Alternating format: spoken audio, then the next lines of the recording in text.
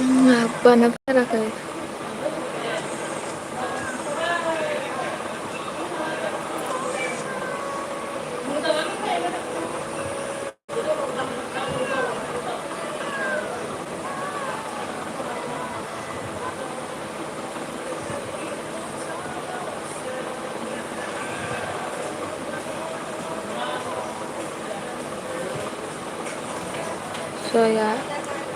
जया बाग्लारि हाय आब' हेल' आगै जया बाग्लारिखौबो आंनि लाइफआव जइन जानायनि थाखाय थेंक इउ स' माच। हाय आब' हेल' आगै मा खालामदो खोन्थाहर बड' स्मल फेमिलि हाय बड' स्मल फेमिलिखौबो आंनि लाइफआव जइन जानायनि थाखाय थेंक इउ स' माच। बिकि बर' हाय बिकि बर'खौबो आंनि लाइफआव जइन जानायनि थाखाय थेंक इउ स' माच। बिकि बर' सिस होनदो एस जि बरगयारि हेल' बाजै सं एस जि बरगयारिखौबो आंनि लाइफआव जइन जानायनि थाखाय थेंक इउ स' माच। हेल' बाजै होनदो हाय आगै बिकि बर' मा खालामदों होनदो आङो नोंसोरदोंनो रायज्लायगासिनो। नों मा खालामदो खोन्थाहरदो बिकि बर'। जन्मनि ब्रह्म हाय सिस्टार जन्मनि ब्रह्मखौबो आंनि लाइफआव जइन जानायनि थाखाय थेंक इउ स' माच। हाय सिस्टार होनदो हेल' सिस्टार।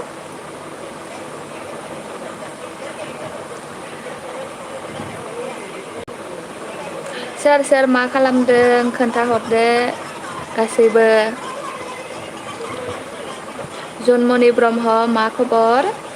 आंना खबरा मोजाङानो नोंना माबोरै खोन्थाहरदो जन्मनि ब्रह्म। आर बि बड' अफिसियेल हाय बाजै होनदो आर बि बड' अफिसियेलखौबो आंनि लाइफआव जइन जानायनि थाखाय थेंक इउ स' माच। हाय बाजै होनदो हेल' आगै जन्मनि ब्रह्म मोजां नंगो नामा मा ओंख्रि जानाय खोन्थाहरदो गोदान आपडेट मा ओंख्रि जानाय आब'। गोदान आपडेटखौबो आंनि लाइफआव जइन जानायनि थाखाय थेंक इउ स' माच। मा ओंख्रि जानाय आब' होनदो जोंहा जारि बिलाइ आलु ओमफ्राय सयाबिन ओमफ्राय मुला बिलाइसो। गोदान आपडेटआबो खोन्थाहरदो आगैया मा ओंख्रि जानाय मा खबर। बे थाबै थाबैनो कमेन्ट खालाम लोगोफोर आं नोंसोरजों रायज्लायनो होननानैसो फैखादो। जोबोद गोबाव जाबायमोन आङो लाइफआवबो फैथाराखैमोन दिनै आङो फैदों नोंसोरजों रायज्लायनो होननानै। जया बाग्लारि आब'आ बहानि आं तामुलपुर बाक्सा डिस्ट्रिक्टनि। जया बाग्लारि नों आगैया बबेनि खोन्थाहरदो। गोदान आपडेट आंना कबि भल आलु भाजासो। ए नंगौ नामा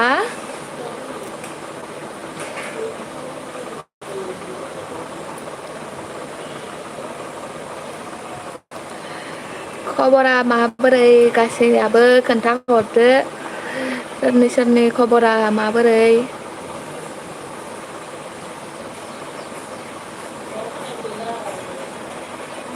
थाबै थाबैनो कमेन्ट खालामदो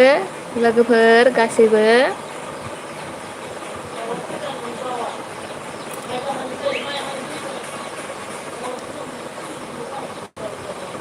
जन्मनि ब्रह्म आंना मोजां सिस्टार नंगौ नामा निउ बड' सं 2022 मोजां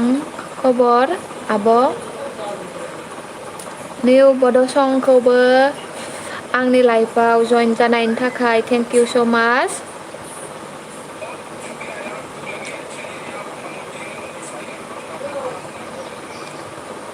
जन्मनि ब्रह्म एसे गगा मोनना दं दासान्दि। ए नंगौ नामा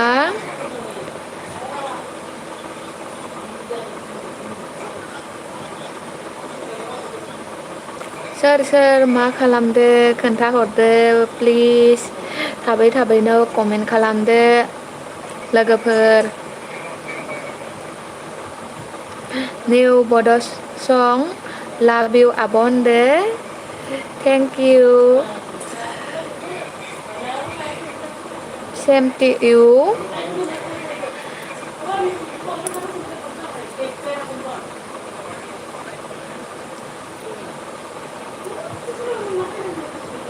सानैल'सै दे थाबैनो कमेन्ट खालामदो एन बि लाभ हाय एन बि लाभखौबो आंनि लाइफआव जइन जानायनि थाखाय थेंक इउ स' माच हाय होनदो हेलौ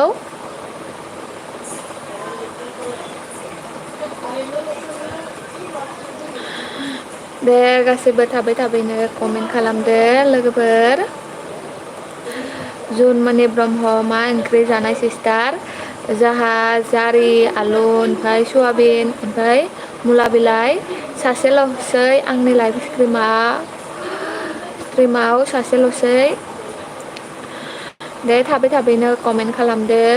लोगोफोर एस मुसाहारि हाय होनदो एस मुसाहारिखौबो आंनि लाइफआव जइन जानायनि थाखाय थेंक इउ स' माच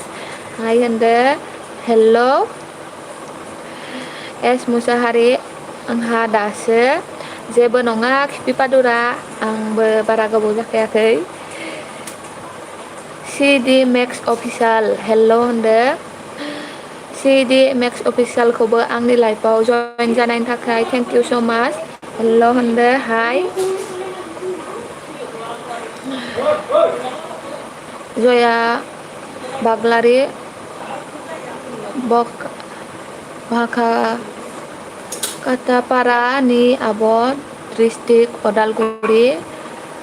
बाहा काटापारानि आब' अदालगुरि डिस्ट्रिक्ट नंगौ नामा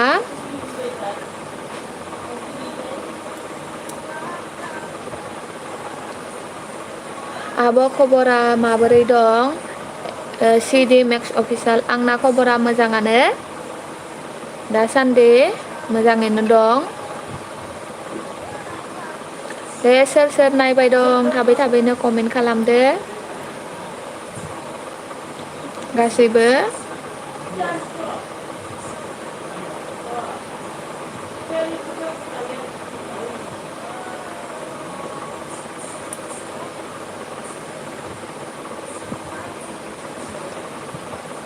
माथो रावबो कमेन्टखौनो खालामला सिरिसो एस डि मेक्स अफिसियेल आब'मोना मा ओंख्रिमोन जाहा जारि आलु ओमफ्राय सयाबिन ओमफ्राय मुला बिलाइ भाजामोन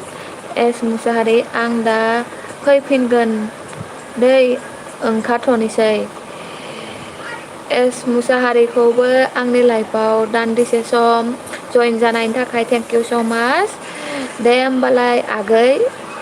खिफिपादुरा दायो फैफिनदो एस मुसाहारि like thank you Anju blog hi friend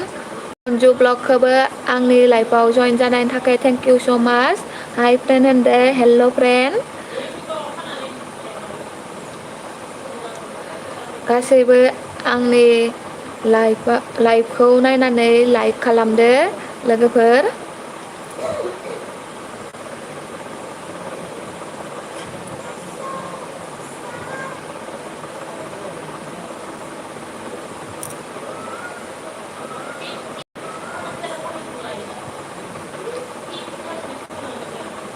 दे आं सिरिसो थानांगौ जायो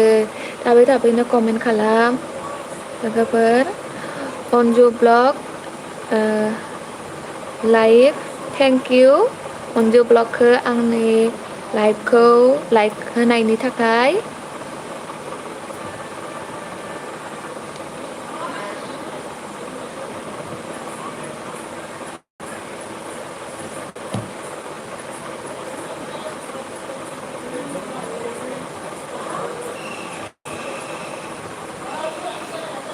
माथो रावबो कमेन्टखौनो खालामला थाबैनो कमेन्ट खालामदो लोगोफोर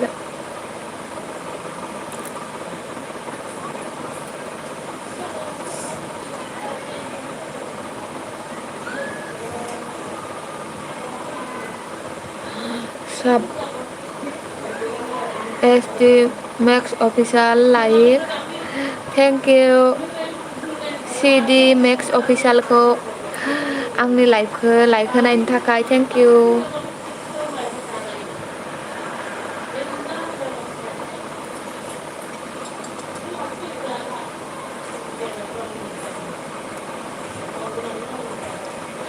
दे थाबै थाबैनो कमेन्ट खालाम लोगोफोर।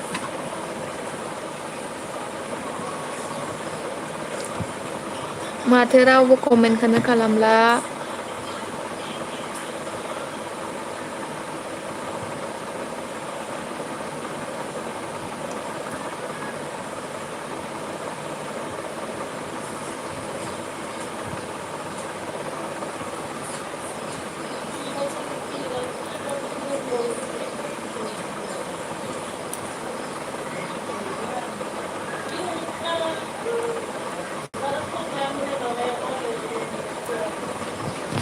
साथामल'सै माथो कमेन्टखौनो खालामला रावबो।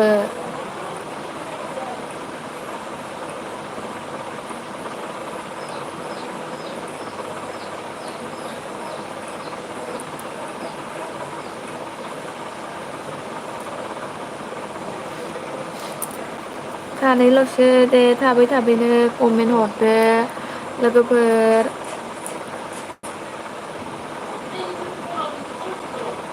गासैबो माथो थांजोब्बायसो।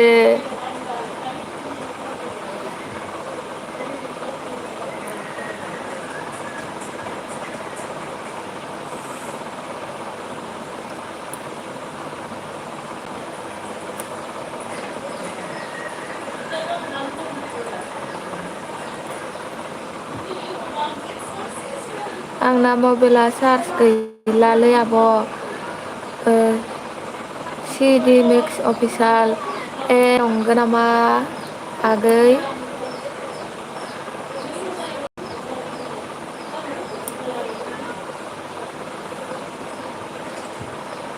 सानैल'सो गासैबो थांजोब्बाय माथो।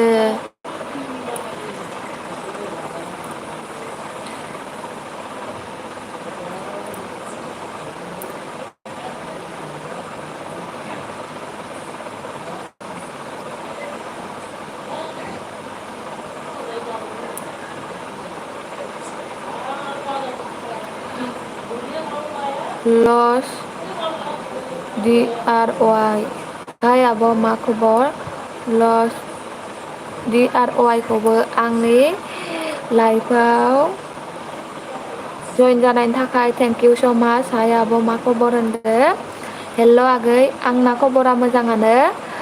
लस DRY आबो माबायदि खबरा खोन्थाहरदो। CD Max Official आं दाहाय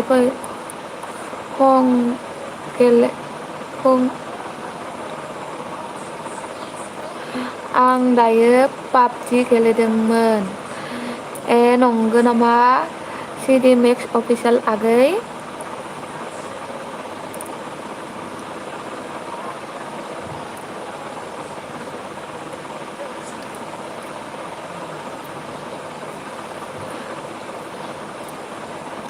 माथो सासेल'सै गासैबो ओंखारलांजोब्बाय। महिमा बि ब्लग्स हाय आगै निकि महिमा बि ब्लग्स आब'खौबो आंनि लाइफआव जइन जानायनि थाखाय थेंक इउ स' माच। हाय आगै निकि होनहरदो हेल' आब' महिमा। मा खबर नोंना खोन्थाहरदो आब' महिमा।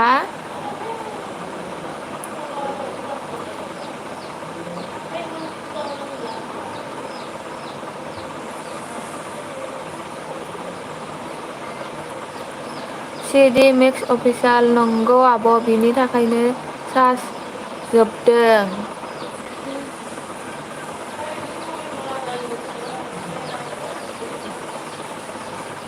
चार्ज जोबदोंबा चार्ज होनानै ला आगै।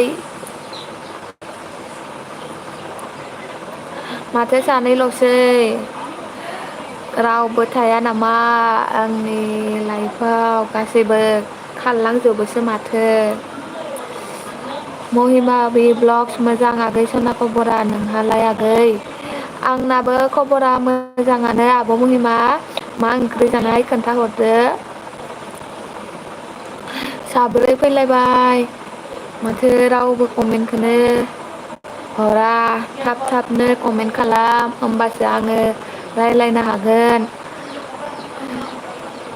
सिडि मेक्स अफिसियेल अके आब' आगैनिया चार्जआ जोबदोंबा चार्ज होनानै लादो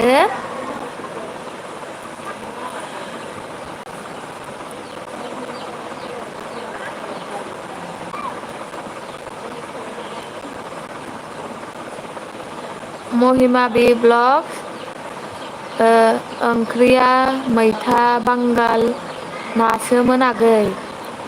गोथावथार माथो आब' महिमा जे बड' स्टेटास हाय जे बड' स्टेटासखौबो आंनि लाइफआव जइन जानायनि थाखाय थेंक इउ स' माच आंनि सनाया दासो फैदो माथो हेल्ल' जे बड' स्टेटास बड' बय ब्लग हाय ओइ बड' बय ब्लगखौबो आंनि लाइफआव जइन जानायनि थाखाय थेंक इउ स' माच हाय होनहरदो हेल्ल' एसामिस रस्टार बय हारसासो खोमा एसामिस रस्टार বয় মোৰ লাইফত জইন হোৱাৰ কাৰণে thank you so' much hi বুলি কৈছে হেল্ল' बड'बय ब्लग मा खालामदों आङो दं ओरैनो नोंसोरजोंनो रायज्लायगासिनो बड'बय ब्लग ओंखाम जाबायना जायाखै जाबाय ओंखाम नों जाबायना जायाखै खोन्थाहरदो मा ओंख्रि जानाय सानसुलि अफिसियेल बिउटिफुल फ्रेन्ड सानसुलि अफिसियेलखौबो आंनि लाइफआव जइन जानायनि थाखाय थेंक इउ स' माच बिउटिफुल फ्रेन्ड्स होनदो थेंक इउ सोदोम औवारि हेल्ल' मा खबर सोदोम औवारिखौबो आंनि लाइफआव जइन जानायनि थाखाय थेंक इउ स' माच हेल्ल' मा खबर होनहरदो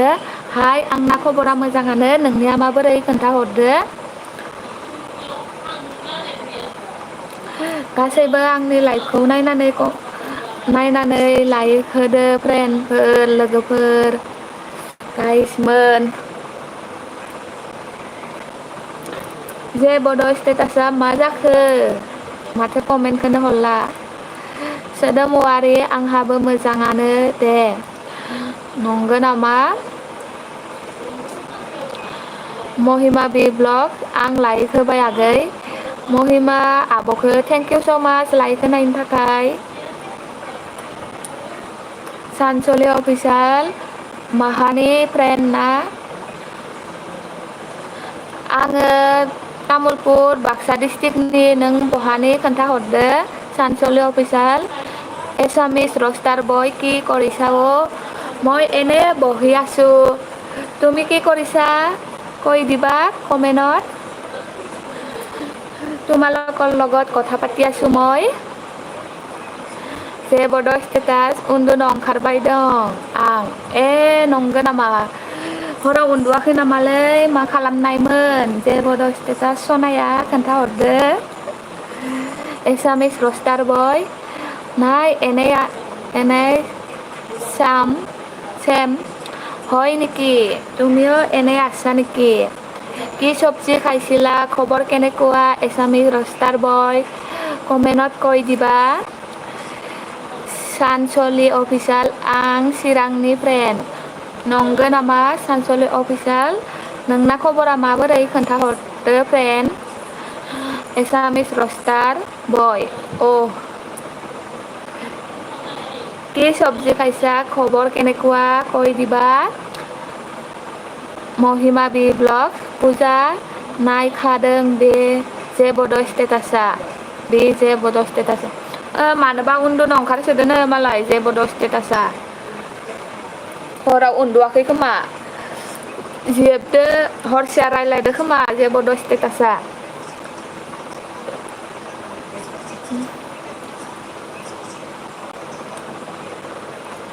एसामिस रस्टार बय माय सनियर प्लिज प्रमेक्सन सानसुलि सिनियर प्लिज प्रमेक्सन बे मा बुंनाय जादोंलै होनले आं बुजि मोनाखै खिथाहरलाय बे मा बुंनाय जादों फायलाय सानसलि अफिसियेल आंहाबो दासान्दि खोबाय मोजाङा खोबाय मोजाङैनो मोजाङैनो दं फ्रेन्ड प्रमसन প্ৰমোচন কি কোৱা হৈছে মানে মই বুজি পোৱা নাই মানে অসমীয়াত কৈ দিব মই বেছি ইংলিছ নাজানো মানে সঁচা কথাই কৈ দিলোঁ মই মানে ইংলিছ বেছি নাজানো কি কোৱা হৈছে বুজি পোৱা নাই তুমি অসমীয়াত কৈ দিবা মানে কি কোৱা হৈছে सानसलि अफिसियेल आंहाबो दासान्दि मोजाङैनो दं फ्रेन्ड नंगौ नामा जेबो स्टेटास हरनि एथायावसो उन्दुनाय जादों बेखायनो उन्दुनो ओंखारदों मानो एथायाव लागै उन्दुनो थादोंलै जेबो स्टेटास जेबो रायज्लायगासिनोमोन नामा हरसेया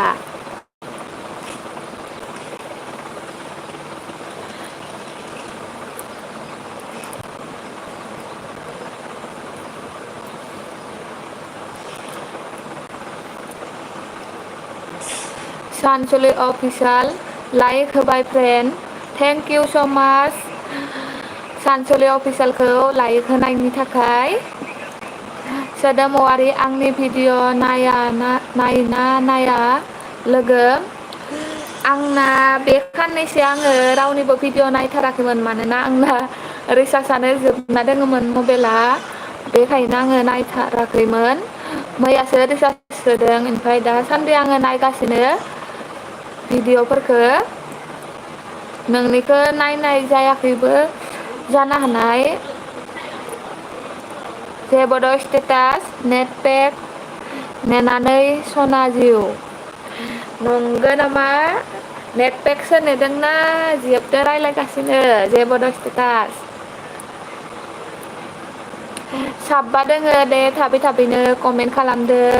लोगोफोर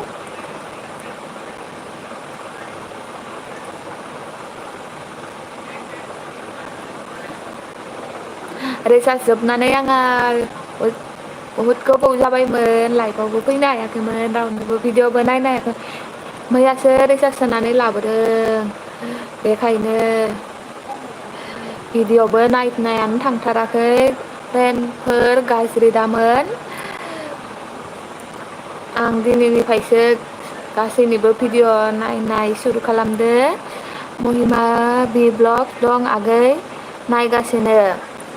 नंगौ नामा आब' महिमा सिरि सिरि नायगासिनो नामा कमेन्ट खालाम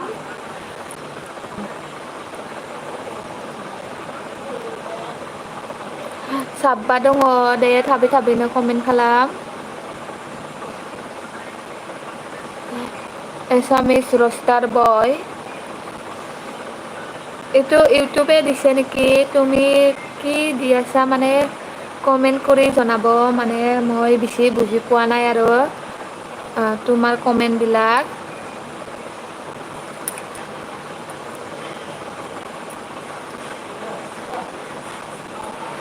এছামিজ ৰষ্টাৰ বয় তোমাৰ ঘৰ ক'ত কৈ দিব SBFBTY हाय आब' हेल' आगै SBFBTY खौबो आंनि लाइफआव जइन जानायनि थाखाय थेंक इउ स' माच बड' राइसेल स्टुडिअ हेल' आंहा दासो कलेजनिफ्राय फैदों बड' रेलिकेल्स स्टुडिअ'खौबो आंनि लाइफआव जइन जानायनि थाखाय थेंक इउ स' माच जेबो नङा आंनाबो बारा गोबाव जाखायाखैमोन दासो फैदों नामा बड' रेलिकेल स्टुडिअ' कलेजनिफ्राय এছামিজ ৰষ্টাৰ বয় মাই হাউচ লখিমপুৰ হয় নেকি তোমাৰ ঘৰ লখিমপুৰত নেকি एदि दैमारि हेल' मा खालामदों एदि दैमारिखौबो आंनि लाइफआव जइन जानायनि थाखाय थेंक इउ स' माच मा खालामदों होनदों आङो दङ ओरैनो जिरायनानै नोंसोरजों रायज्लायगासिनो जे बि बर' हाय आब' जेबि बर'खौबो आंनि लाइफआव जइन जानायनि थाखाय थेंक इउ स' माच हाय आब' होननायखौ हेल' आगै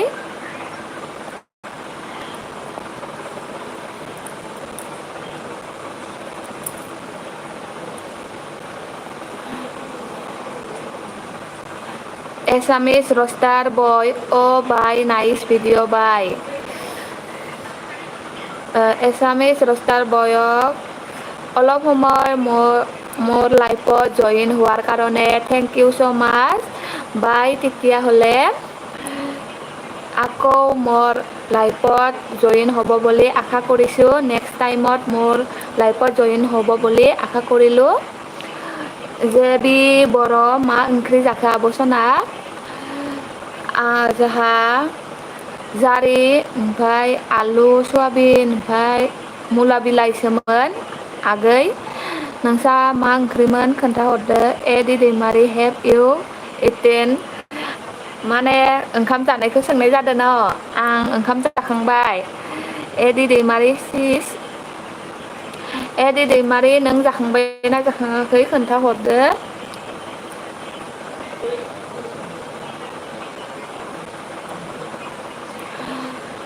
एबि बर' गोथावथार आब' नंगौ नामा गोथाव नामा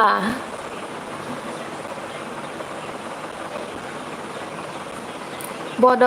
रेलिकेल स्टुडिअ खबर माबोरै आब' आंना खबरा मोजाङानो नोंना माबोरै खोन्थाहरदो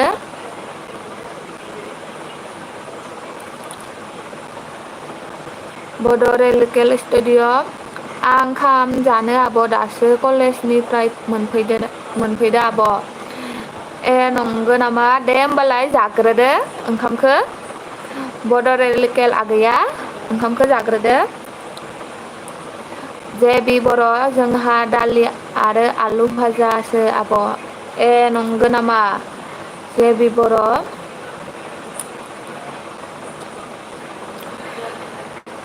गासैबो आंनि लाइफखौ नायनानै लाइक होदो गाइसमोन लोगोफोर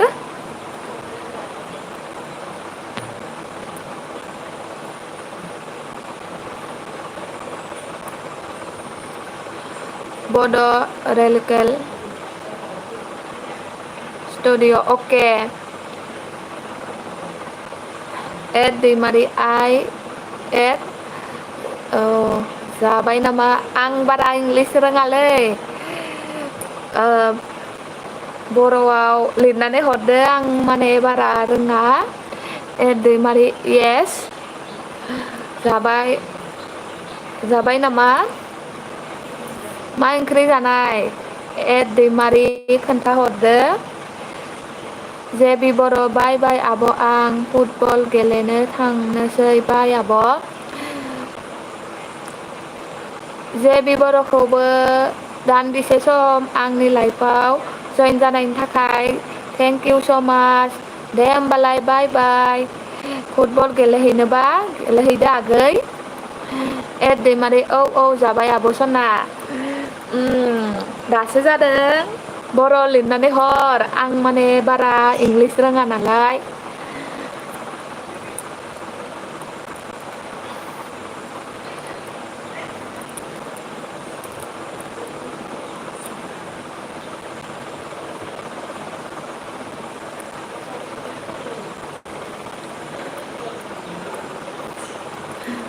एड दैमारिया बया मिनिनाय ना मा हरखोथाय साथामल'सै दे थाबैनो कमेन्ट खालाम नोंसोर कमेन्ट खालामबासो आं रायज्लायनो हागोन नङाबा सिरि थानांगौ जायो नोंसोरो कमेन्ट खालामा नालाय बेखायनो आङो सिरि थानांगौ जायो आरो थाबैनो कमेन्ट खालामबासो आं रायज्लायबाय थानो हागोन एड दैमारि मा गामि आब'ना आंना गामिया तामुलपुर बाक्सा डिस्ट्रिक्ट नोंनिया मा गामि खोन्थाहरदो एड दैमारि आगैया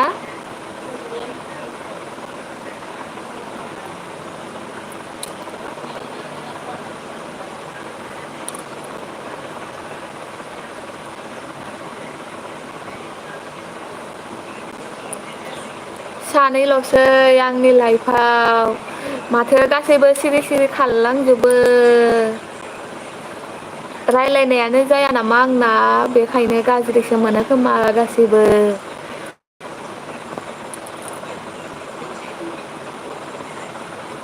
जयसिं ब्रह्म हेलौ आंहा दासो जयसिं ब्रह्मखौबो आंनि लाइफआव जयेन जानायनि थाखाय थेंक इउ स' माच जेबो नङा आंबो बारा सम जाखायाखै 30 मिनिटल'सो जादों लाइभ होनाया दैमारि औ आंना धेमाजि मोनबाबो आं क'क्राझारावसो थायो नंगौ नामा आगै नों धेमाजिनिसो होमबा क'क्राझाराव मानो थायो खोन्थाहरदो आगैया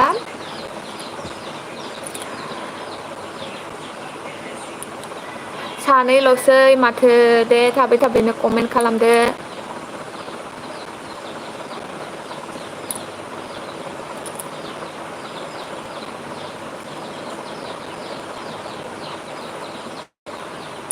रावबो फैयाबा आङो बायो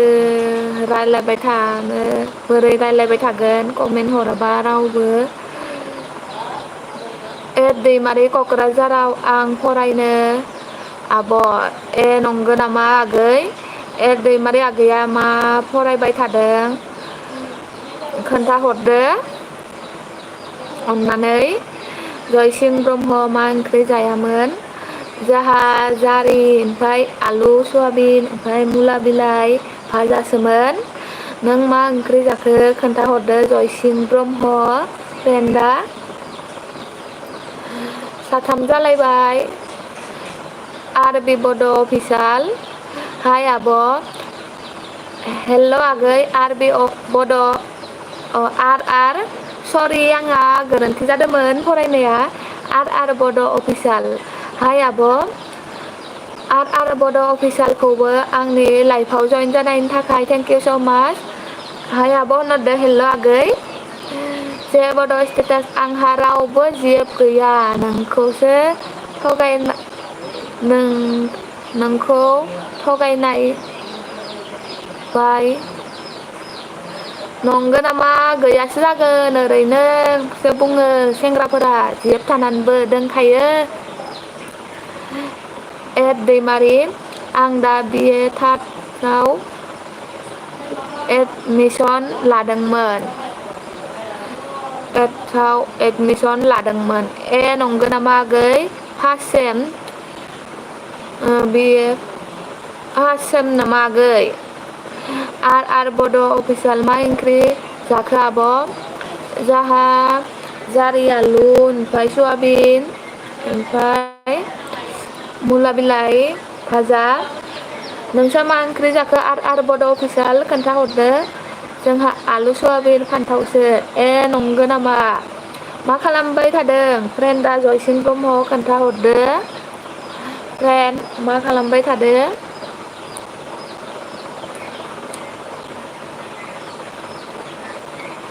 साब्रैल'सो दे थाबै थाबैनो कमेन्ट खालामदो नोंसोर कमेन्ट खालामबासो आं रायलायबाय थानो हागोन नङाबा सिरि थाबाय थानांगोन माथो सिरि थाबाय थानो होयो गावसोरा आंखौ थाबै थाबैनो कमेन्ट खालाम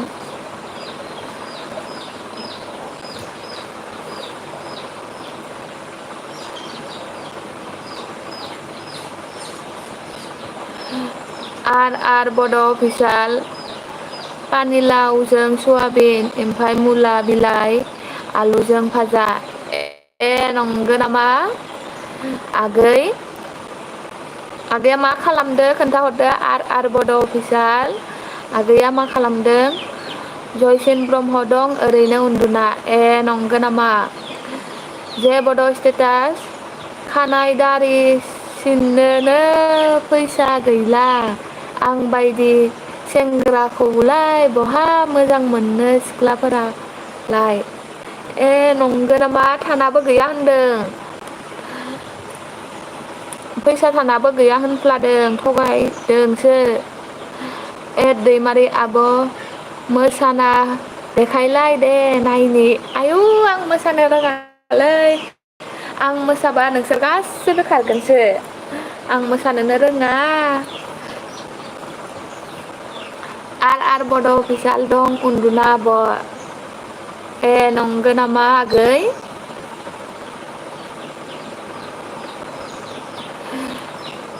आङो बा आंनि कमेन्ट फरायनायाव माबाफोर गोरोन्थि जादोंबा प्लिज अन्नानै आंखौ निमाहा होदों गोरोन्थि जादोंब्ला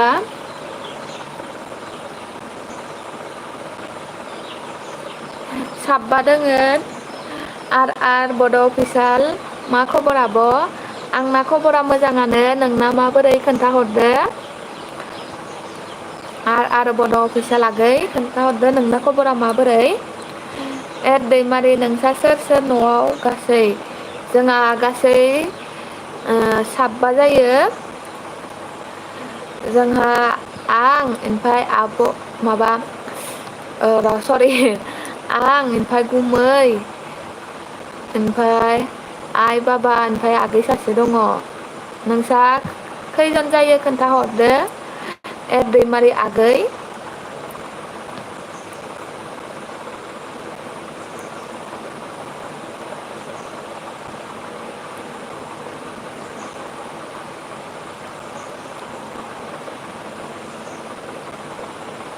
साबा जालायबाय दे थाबैनो कमेन्ट खालामदो गासैबो खनसे खनसे फैनानै थांफिनजोबो खोन्थायालासेनो सिरि सिरि थांजोबो चित्रा बसुमतारी हाय आगैनिखि मा खबर चित्रा बसुमतारी आब'खौबो आंनि लाइफआव जइन जानायनि थाखाय थेंक इउ स' माच आंना खबरा मोजाङानो आब' नोंना माबोरै खोन्थाहरदो आब' चित्रा दैमारि जोंहाबो साबा नंगौ नामा आगै नोंसादो जाहादो सेम टु सेम मिलायदो माथो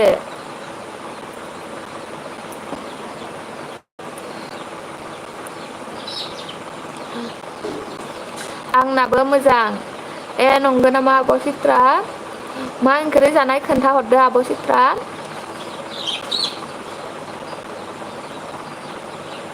दैमारि मा क्लास फरायबाय दं नों दा आं फरायला आगै आं फरायला मानोना आङो माने हाबा जाबाय बेखायनो आं गारबाय माने फरायला दा सोरखौबा सोंखो नों आंखौ सोंखोना सोरखौ सोंखो दैमारि आगैया चित्रा बसुमतारी टमेट' ना दालिसो माथो गोथावथार आब' चित्रा मोननिया ओंख्रिया जेबोद स्टेटास नोंखौ साननानै फाग्ला जाबाय आं नोंथ' मोनथियाखै दं आंखौ बारा सानबाय थानांला नोंहासो सिरि सिरि खोन्थालिया जेबोद स्टेटास आंखौ बारा सानबाय थानांला आयु मानो फाग्ला जाखो बेलेग सिख्ला दंना बेलेग सिख्ला आं नागिरना होगोन दे सासे नांगौबा बुं जेबोद स्टेटास आर बड' अफिसियेल आब' लाइफनिफ्राय ओंखारथ'नोसै आं दुगै हैनोसै दे जागोन आगै आर बड' अफिसियेल आगैयाबो आंनि लाइफआव गावनि बेसेन गोसा समखौ दोनथ'नानै दान्दिसे आंनि लाइफआव जइन जानायनि थाखाय थेंक इउ स' माच जयसिं ब्रह्म नोंसोर लोगोनि सिख्ला सासे नायना हरदो दे आंनो जों लागानि सिख्ला दंसोयो आजिखालि गासैयाबो मालाय बकिं थायोना बेखायनो आङो नागिरना होनो हानाय नङा आरो गावबा गाव मालाय फसन थायो आजिखालि गासैबो बकिं थायो साब्रैल'सै साथामल'सै माथो दे थाबैनो कमेन्ट खालामदो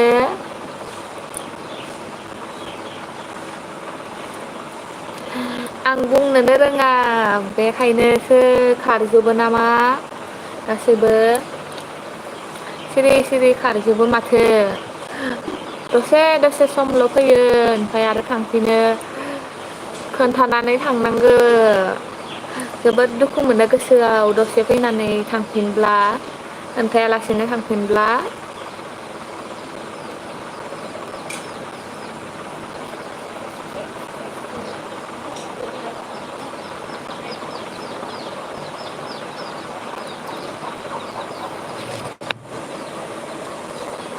चित्रा बसुमतारी मा ओंख्रि जायामोन आगै निखि जाहा ओंख्रिया जारि ओमफ्राय आलु सयाबिन मुला बिलाइ भाजासोमोन आब' चित्रा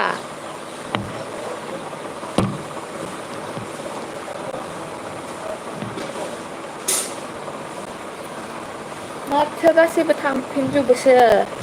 साथामल'सै दे थाबैनो कमेन्ट खालाम लोगोफोर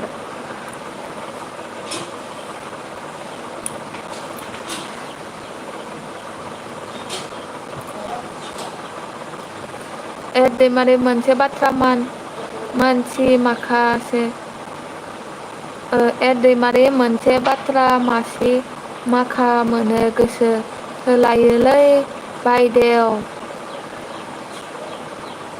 मोनसे बाथ्रा मानसि माखा मोनो गोसो थोलायोलै बायदेव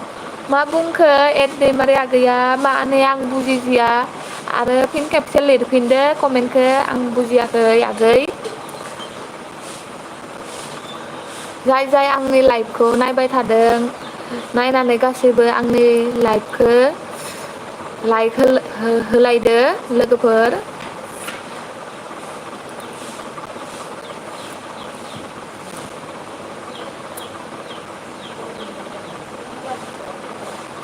साथामल'सै माथो देना थाबैनो कमेन्ट खालामदो लोगोफोर बरिं मोनथारबाय आं थाबैनो कमेन्ट खालाम दैमारि आगै फिन खेबसे लिरफिन नों कमेन्टखौ आं माने बुजिया हमस्लाबनो हादिया मा बुंखो जेबो नंला दे मानो खोन्थादिया आगै बुंफिनदो जेबोद स्टेटास बोराया मा खालामदोहाय आंना बोराया दं ओरैनो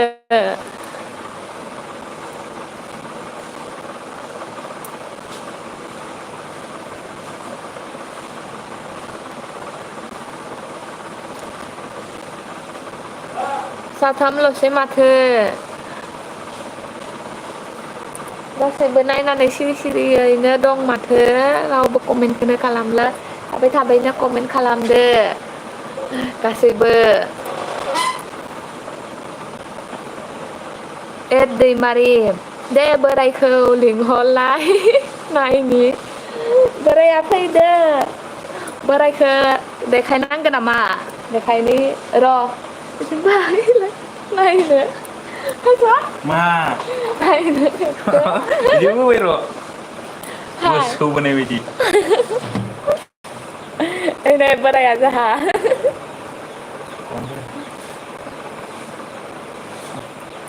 से स्टेटास ब्र मा खबर मा खालामदोसो बोराया मा खालामदो बेखायनोथ' मा खबर नोंनिया अ दैमारि बोरायखौ लिंहरलाय बागुमै दैमारि बागुमै नुबाय दा गुमैखो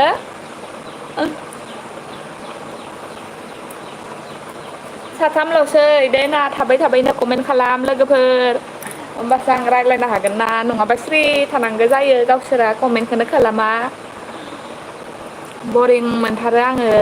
जेबोद स्टेटासाबो खारबायसो खोमा खारलाय फैफिनलाय थाथेरानो मालाय मोजां 100 लोंनाय खर' साबाय दं बारा मामिया 100 नो मालाय खबरा 100 बावसो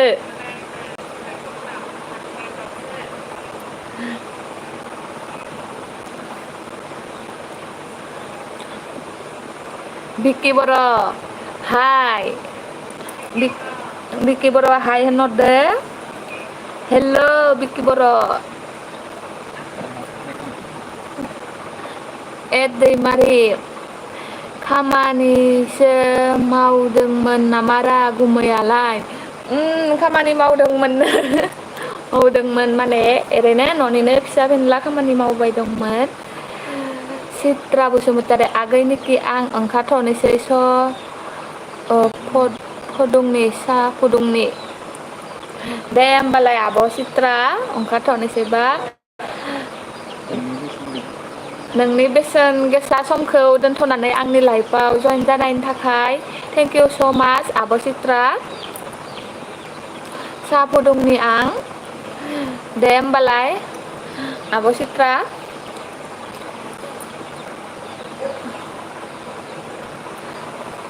बे बिक्कि बर'आबो थांबायसो नामा माथो मोनसेल' कमेन्ट हरनानै जेबोद स्टेटास आं ओंखाम जानि र' जारौ माइनाव आं लाइफआव थाबाय हागोन दे जाना ला होमबालाय मा ओंख्रिलै जेबोद स्टेटास बेदर नामा बेदरबा आंखौबो लिंहरदो सानैबो ज' जालायगोन बिक्कि बर'बा मालाय आंखौ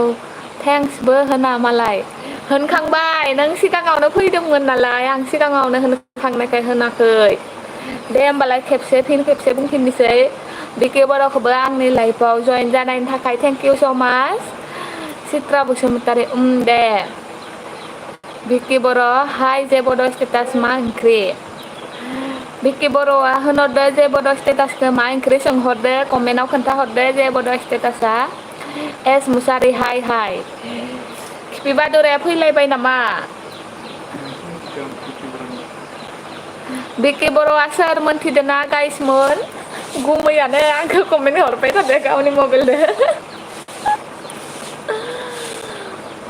एस मुसाहारि खिफि बादुराया मा ओंख्रि जानाय खोन्थाहरदो खबरा माबोरै खिफि बादुरानि खोन्थाहरदो खिफि बादुरा बहुद गोबावनि उनाव दिनैसो लोगो मोनफिनदों मानोना आंना रिसार्जआनो जोबनानै दंमोन जोबनायनि थाखायनो माने लाइभबो फैनो हाथ'वाखैमोन आरो गासैनिबो भिडिअ'फोरखौ नायनोनो हाथाराखैमोन आङो गाज्रि दा मोनसै बिक्कि बर'आ मार मिनिनाय हरबाय आंखौ बिक्कि बर'आथ' गुमैयानो कमेन्ट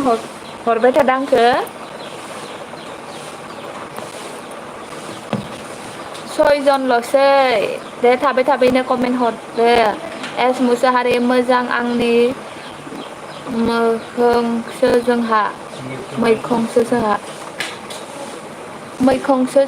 मैखंसो जोंहा मैखम होनदों ना मैखं होनदोंलै खिफि बादुरा जेबखौ मायाव फुजा खिथिखो जेबोद स्टेटासखौसो बुंफ्लांबाय सरि एस मुसाहारि खिफि बादुराखौसो बुंदोंमोन आं जेबखौ मायाव फुजा देखायखो जेबोद स्टेटास बिलाहिजों ना दाउदै जेबो गैया ना थाबावलायनानै दाउदै थाबावलायनानैबो जेबो गैया जाबावोसो आंनि सनाया जेबोद स्टेटासआ एस मुसाहारि मैखुन नंगौ नामा खिफि बादुरा जेबखौ मायाव फुजा देखायखो लोखि फुजा देखायबायना देखायाखै दुर्गा फुजा दख'ना होदोंना होआखै फुजायाव नांला आंनो सिएब गारबाय आं थगायोसो नोङो दायोनो रायज्लायफिनगोन गारबाय होननानै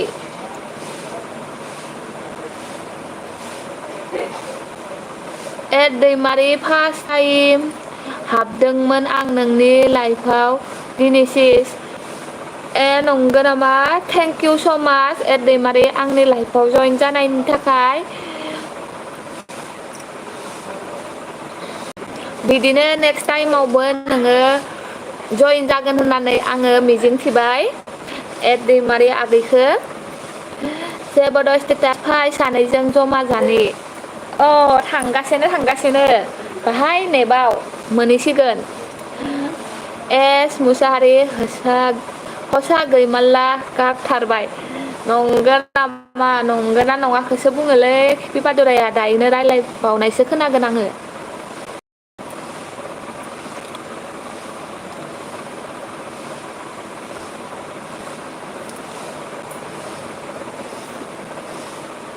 मोनाबाय खोमसि नुबाय खोमा खोमसि नुबाय दं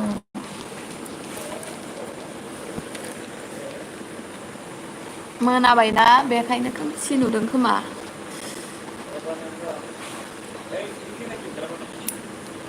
दे होमबा ना आं भलिबल भलिलाइबाल गेलेहैनि भलिबल गेलेहैनि दैमारि आगैखो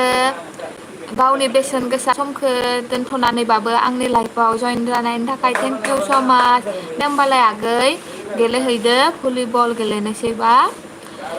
जेबो स्टेटास एस मुसाहारि कबिता दैमारिया मा जाखो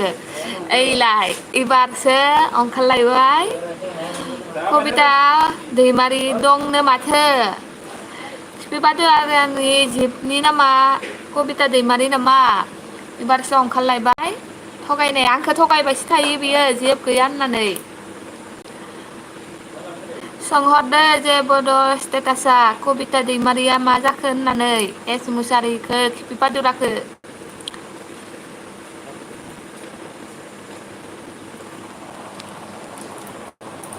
खोमसि नुबाय माथो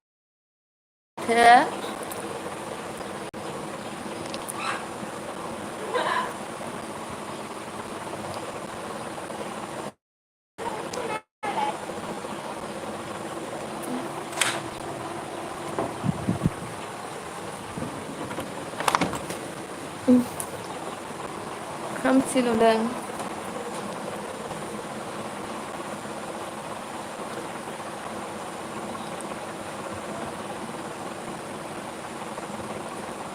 साब्रै दङ आंनि लाइफआव दे थाबै थाबैनो कमेन्ट खालाम सोर सोर दङ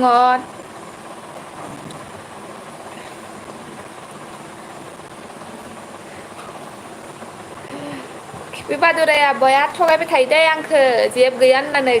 सोर गैया होननाया दालाय माथो ओंखारलायबायनो कबिता दैमारि नामखौबो मोनथिबावबायसो आङो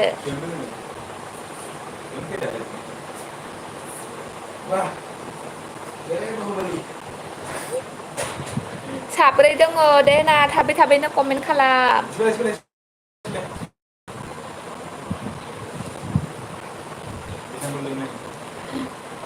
जेबो status S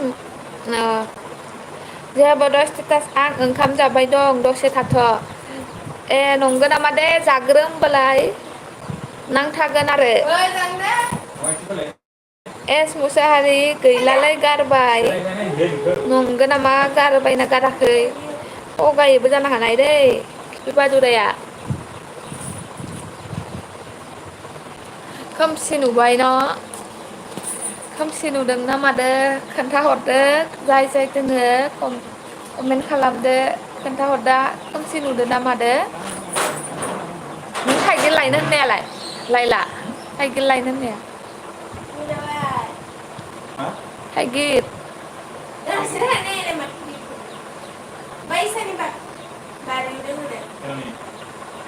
S Mushahary S Mushahary मानो थगायनो आंलाय सैथोबो थगायाखै गारबाय नंगौ नामा दे होमबालाय थगायाखैबालाय गारमारबाय मानो गारनाय जाखोबा खोन्थानो हागोन नामा खिफि बादुरा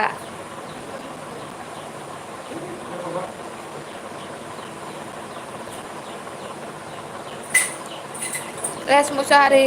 जेबो स्टेटासा मिथिगो गारबाय ना गाराखै ए नंगौ नामा दायो सोंहरगोन र' आङो जेबो स्टेटासखौ जेबो स्टेटास गाबनाय हरबाय मा दुखुनि इमसनेलसो हरबाय माथो गाबनाय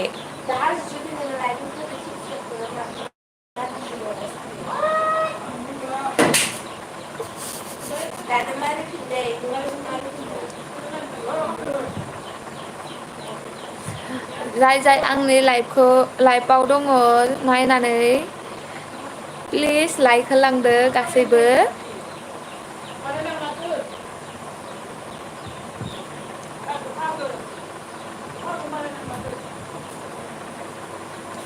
साबा दङ थाबै थाबैनो कमेन्ट हरदो लोगोफोर आंबो बारा गोबाव थाला दसे थानानै दोनथ'नोसै आङो लाइभखौ 55 मिनिट जाबाय केबि किं क्रिएटर लाइक होखाबाय आं आब' थेंक इउ स' माच केबि किं क्रिएटर खौबो आंनि लाइफआव जइन जानायनि थाखाय थेंक इउ स' माच आरो लाइक होनायनि थाखायबो गोसो गोरबोनिफ्राय थेंक इउ। मा खालामदो आगैया खोन्थाहर। एस मुसारि आंनो नांलालै थगायसो जाबाय थायो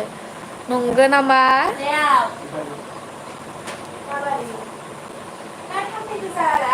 जाफुं बसुमतारी आं दासो फैदों सिस जेबो नङा। जाफुं बसुमतारीखौबो आंनि लाइफआव जइन जानायनि थाखाय थेंक इउ स' माच।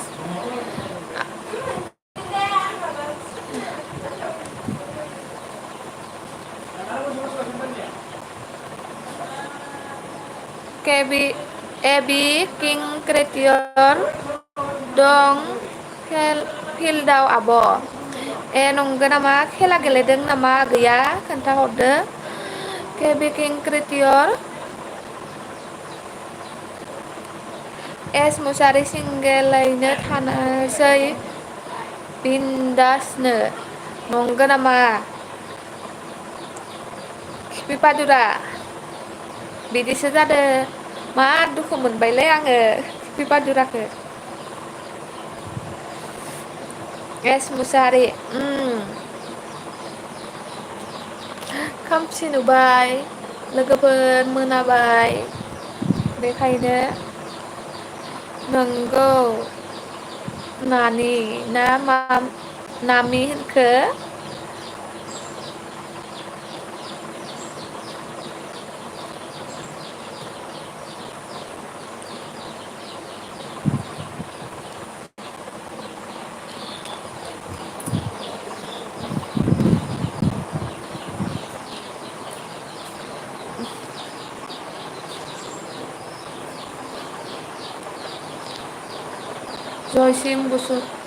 जाफुं बसुमतारी मा खबर सिस?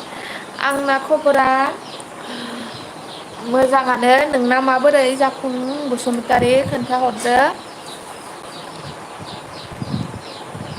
केबि किं क्रिएटर बार जाफैदों फिल्डआव आब' बेलासिनि नंगो नामा आगै मोजाङानो बार जादोंब्ला मा ओंख्रि जानाय एबि किं क्रिएटर खोन्थाहरदो आगै।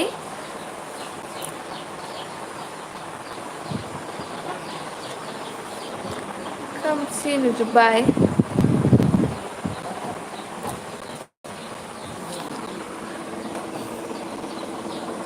मोनाबाय बेखायनो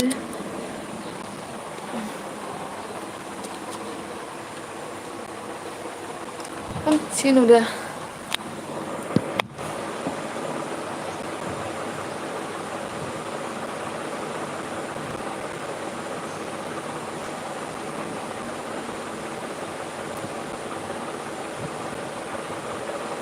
लाइटखौनो थुनोसै आं।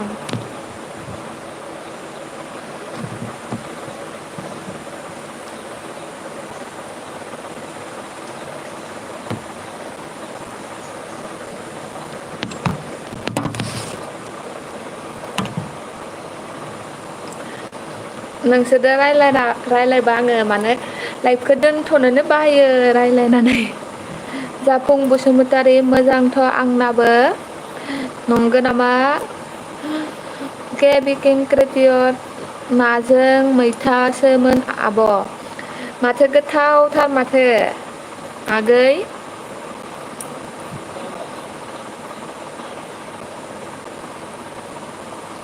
खोमसि नुनायनि आं टर्चखौनो थुलायलायबाय। जेबोद स्टेटास सोमखोर समायना तितलिगुरि गामिया नों फैनायब्ला तितलिगुरि गामिया नों फैनायब्ला आरो समायसिनबावगौमोन सना। नंगौ नामा? आं थांबासो समायगोन आरो दाबो समायना माथो आं गैयाबाबो समायनाखा गामियानो। मार मिनिनो ओंखारो आङो। जे बड' स्टेटासनि कमेन्टखौ फरायबा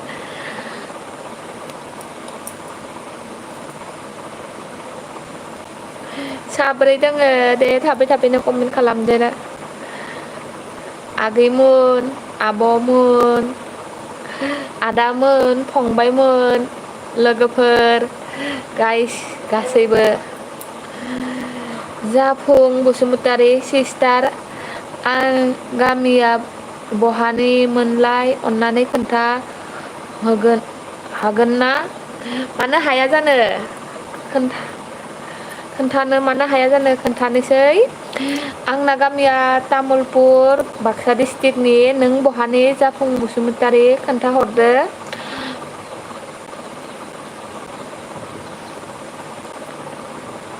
आंखौ सिस्टार होनदो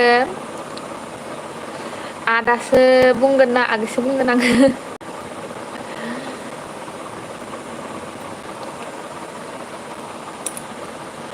सोर दङ दे थाबैनो कमेन्ट लिरहरदो लोगोफोर आंबो बारा गोबाव थाला लाइफआव दसे उनावनो आङो लाइफखौ दोनथ'नोसै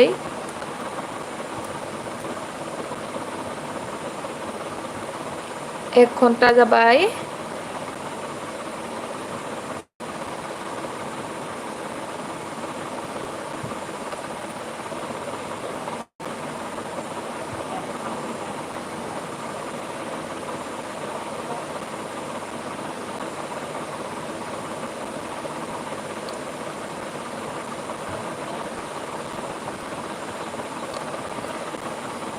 दे थाबैनो कमेन्ट हरदो लोगोफोर सोर दङ साथाम दङ थाबैनो कमेन्ट खालामदो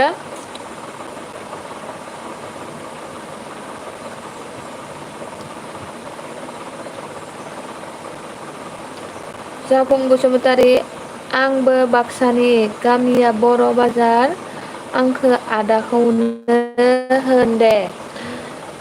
नंमा आदा बर' बाजार नामखौ खोनाबाय दं माथिं जायोमोनलाय अन्नानै प्लिज खोन्थाहरदो आदाया जे बड' स्टेटास नोंखौ मोनब्ला सेरेब जुमाय बायदिसिना जायामोन आं नोंखौ मोनैनिखायसो सादा बिरि सोबग्रा जाबाय आयौ जा मिनिनो ओंखारो आङो जे बड' स्टेटासनि कमेन्टखौ फरायबा माथो इमान गोबाव थानानैसो कमेन्ट लिरहरो नोंलाय थाबैनो लिरहरनांगो आंबो बायो रावबो कमेन्ट लिराबा कमेन्ट लिरबासो आङो फरायबाय थानो हागोन ना आरो रायलायबाय थानो हागोन जाफुं बसुमतारी सिमलानि सोनाब जायो सिस्टार नंगौ नामा आदाया मा खालामदो खोन्थाहरदो अन्नानै जाफुं बसुमतारी आदाया जे बड' स्टेटास ओंखाम जाबाय दं सना नंगौ नामा दाबो जाखाङाखै ओंखामखौ दहयनिफ्रायनो जागासिनो माथो रमेन बर' हेल' आब' रमेन बर'खौबो आंनि लाइफआव जइन जानायनि थाखाय थेंक इउ स' माच हेल' आब' होनदो हाय आगैया मा खालामदो खोन्थाहरदो अन्नानै प्लिज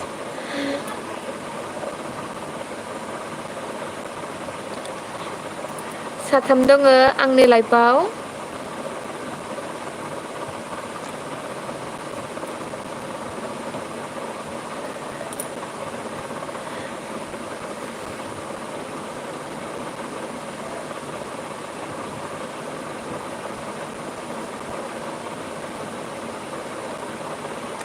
आंबो बारा गोबाव थाला दसे थानानै दोनथ'नोसै लाइफखौ दसे थाबावनि नोंसोर कमेन्ट लिरहरबाय थाबा माने आङो मोजां नाङो आरो ओमफ्राय दोनथ'नोनो बायो आङो लाइफखौ रायलायनानै मोजां नाङो दोननोनो बायो रायलायबाय थाबा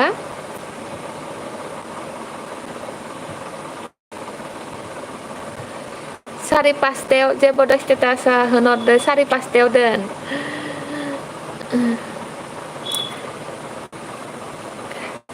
जाफुं बसुमतारी फिल्डआव जिरायना दं भलि गेलेखांनानै सिस्टार नंगौ नामा आदा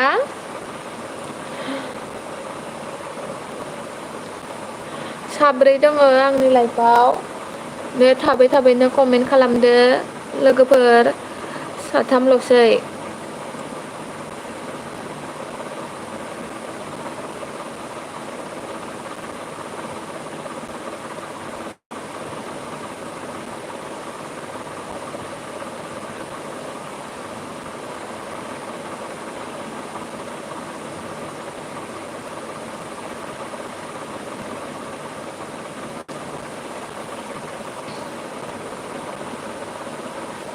सोर दङ दे थाबैनो कमेन्ट हरदो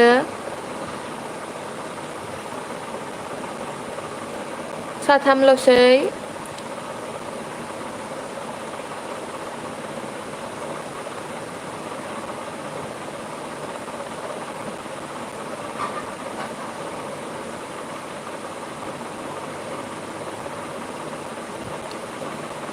रमेन बर'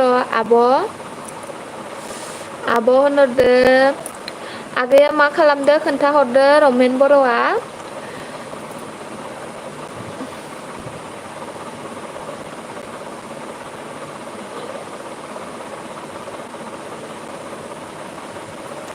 साब्रै जालायबाय दं आब' जना नंगौ नामा आगै रमेन बर' आगैया खोन्थाहरदो मा गामिनि जेबो स्टेटास दासो जाखांबाय सना नंगौ नामा रमेन बर' आब' आगैया खोन्थाहरदो मा गामिनि रमेन बर' आगैया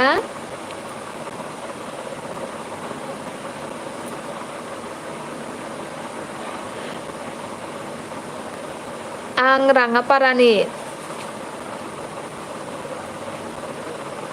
राङापाराया माबेथिं जायोमोन आगै अन्नानै खोन्थाहर प्लिज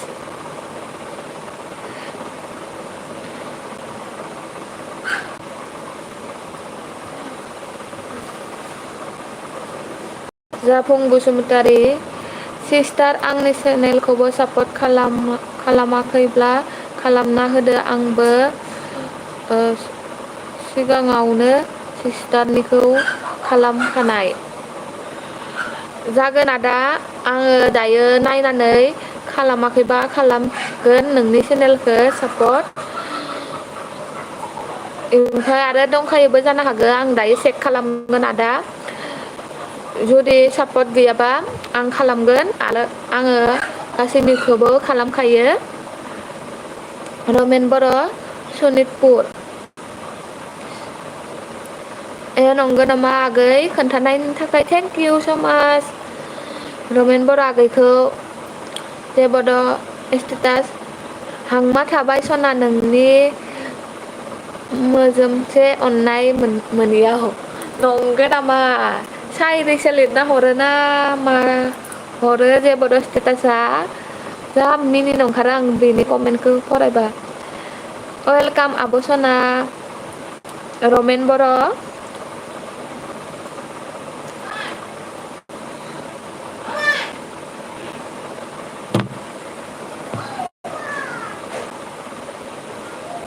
जाफुं बसुमतारी थेंक इउ सिस्टार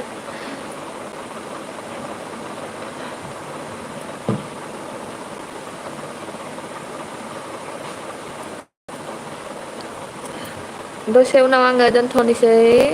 लाइफखौ साथामल'सै रावबो फैला माथो लाइफआव जइनखौनो जाला रावबो आरो फैब्लाबो खनसे माने कमेन्ट हरनानै खारफिनो आरो खोन्थायालासिनो बिदि खालामबा जोबोद दुखु मोनो गोसोआव खोन्थानानै थांनांगौ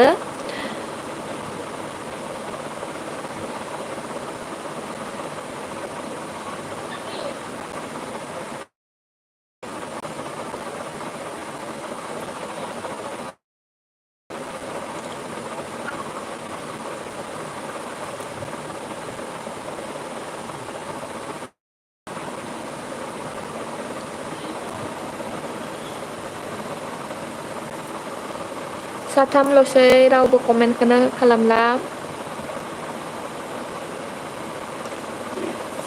सानैल'सै जायफोरा आंनि लाइभखौ नायबाय दं नायनानै प्लिज लाइक खालामनानै होलांदो लाइक खालामनानै होदो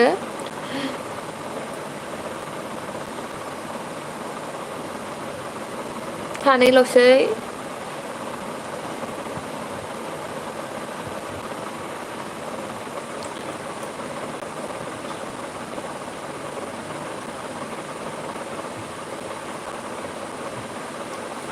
दे बिदिब्ला आङो लाइभखौ दोनथ'नोसै रावबो कमेन्टबो खालामला बरिं मोनबाय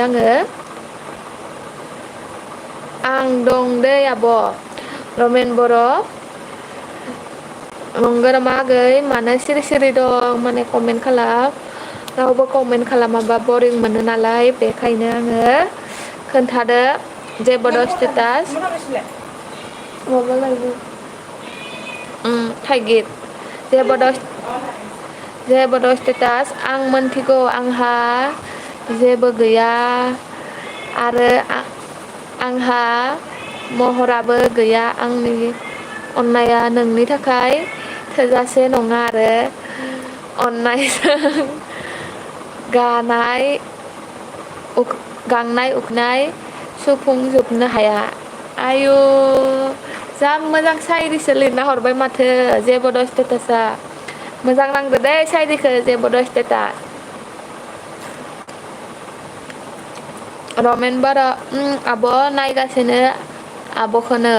नंगौ नामा सानैल'सै रावबो फैला माथो बिदिब्ला आङो दोनथ'नोसै नामा दिनैनि लाइभखौ बेखिनियावनो रमेन बर' दे आब' बाय ब्रह्म रेलिकेल हाय आब' ब्रह्म रेलिकेलखौबो आंनि लाइफआव जइन जानायनि थाखाय थेंक इउ स' माच साथाम जालायबाय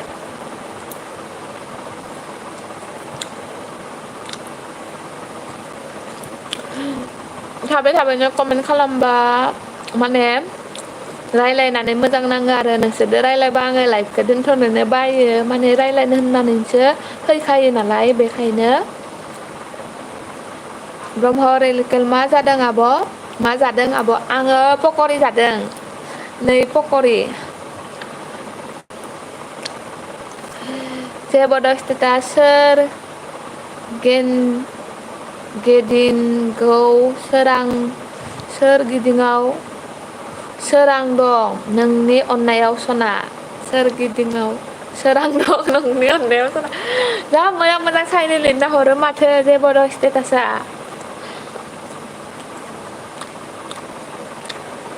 आब'आ बहानि मोनलाय आब' आङो माबा तामुलपुर बाक्सा डिस्ट्रिक्टनि आगै उपस जानो लुगैबाय नामा ब्रह्म रेलिकेल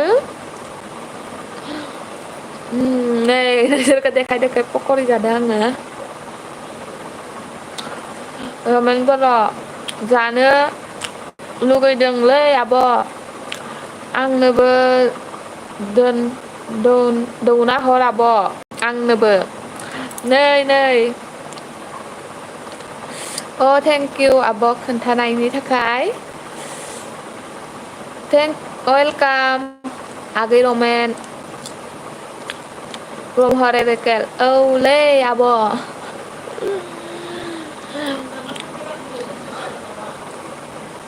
नै नोंसोरखौ देखाय जागासिनो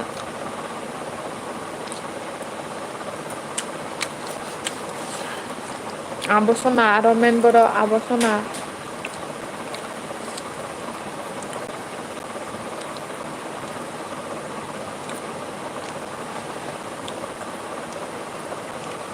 साब्रै जालायबाय माथो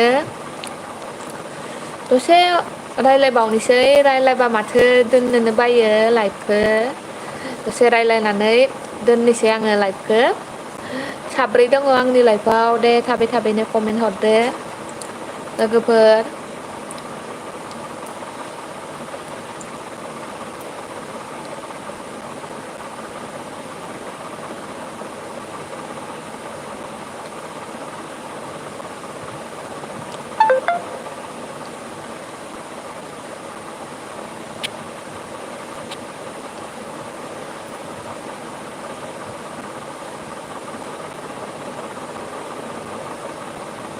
SBF BTY आब'आ मा साबोनजों दुगैयो आङो मोनसेल' साबोनजों दुगैया आगै जि साबोन मोनो बेजोंनो दुगैयो लाइक बय डेटल ओमफ्राय भिभेलनिम ओमफ्राय जिखुनु साबोनजों दुगैयो आं मोनसेल' साबोनजों दुगैया आगै मानो सोंखोबा आगैया SBF ब्रह्म रेलकेल हाय आब' आंहा दासो डिउटिनिफ्राय न'आव सफैदों स' दुगैना लानि आगैया खोन्थानो हागोन नामा मा डिउटि मावो ब्रह्म रेलकेल आगैया खोन्थाहरदो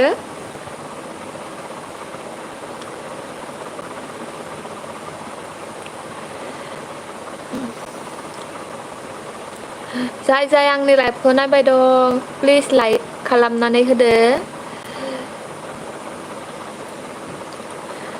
टस लालायलायदों आङो खोमसिखाय आयु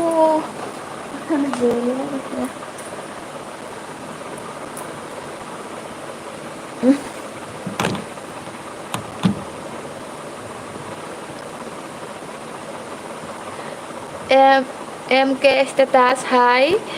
MK स्टेटासखौबो आंनि लाइफआव जइन जानायनि थाखाय थेंक इउ स' माच हाय होनहरदो हेल' 6 जन जालायबाय माथो थाबैनो कमेन्ट हरदो लोगोफोर गाइसमोन रमेन बर' गुड नाइट आब' रमेन बर' आगैया दानो गुड नाइट जाबाय नामा आगै ब्रह्म रेलकेल रेस्टुरेन्टनि बिल काउन्टाराव नंगौ नामा आगै मोजाङानो दे मा जायगायाव थायो आगैया खोन्थाहरदो मा जायगायाव मावो ब्रह्म रेलकेल आगैया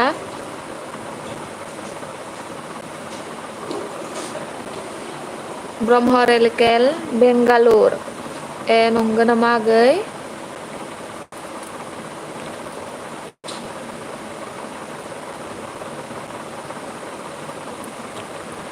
साब्रै जालायबाय माथो थाबैनो कमेन्ट हरदो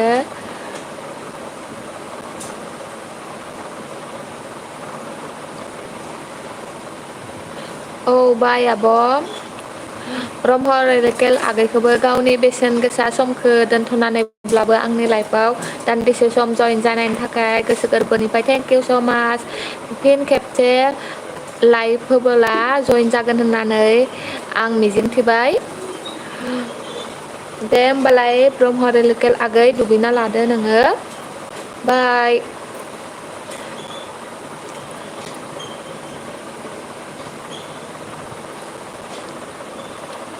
साब्रै दोङो जेबो स्टेटासा खारबाय नामा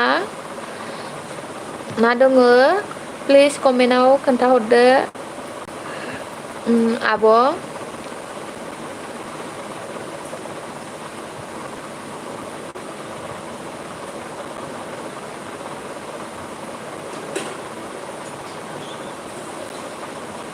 जेबो स्टेटास मा आंनि कमेन्टआ स' जायाखै नामा जायाखैमोन जेबो स्टेटास नों हराखैनो खोमा कमेन्टखौनो दासो बुंनायखाय सानैल'सै सासेल'सै गासैबो थांजोब्बाय दे होमबालाय आंबो बेखिनियावनो दोनथ'नोसै खोमा एसेबां कमेन्ट हरबाय दं आं थगायदोसो खोमा जेबो स्टेटासा हराबाबो हरदों होननानै माथो नुजानो फैयाखैमोन आंनियाव कमेन्टआ दासो नुजाफैदों माबा जादों मोनथिला दे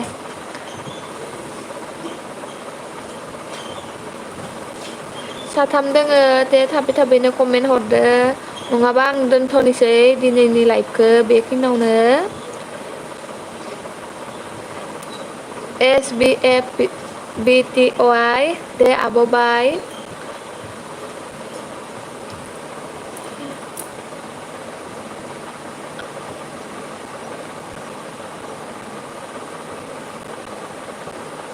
जेबो स्टेटास नाहाव मोनस' नाहाव मोनस' बेरायदि सेना दोननायनि समाय नाहाव मोनसेयाव बेरायदिनि दोननायनि समाय नंगौ नामा? समायबो लालाय लांबाय नामा होमबा आङो दोनथ'नोसै नामा दिनैनि लाइफखौ बिराद गोबावबो जाबाय माथो रावबो कमेन्ट हरला बेखायनो आङो दोनथ'नो सानबाय गासैखौबो आंनि लाइफआव बेसेन गोसा समखौ दोनथ'नानैब्लाबो आंनि लाइफआव जइन जानायनि थाखाय गोसो गोरबोनिफ्राय थेंक इउ स' माच फिन खेबसे लाइफ होबोला जइन जागोन होननानै नेक्स्ट लाइफआव जइन जागोन होननानै बयखौबो आं मिजिंथिबाय होमबालाय आं बेखिनियावनो दिनैनि लाइफखौ दोनथ'नोसै आंनि कमेन्ट फरायनायाव माबाफोर गोरोन्थि जादोंबा आंखौ निमाहा होदो खोमसिबो जाबाय हरबो जाबाय बेखायनो आङो दिनैनि लाइफखौ बेखिनियावनो दोनथ'नो सानबाय बाय बाय गासैखौबो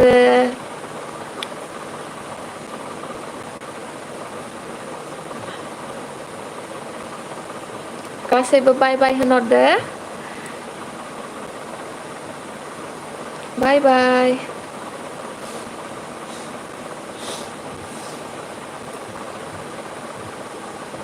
सोरजिला बसुमतारी बहा दासो फैदोंमोन आं दोनथ'नो सानबाय आब' बाय बाय गासैखौबो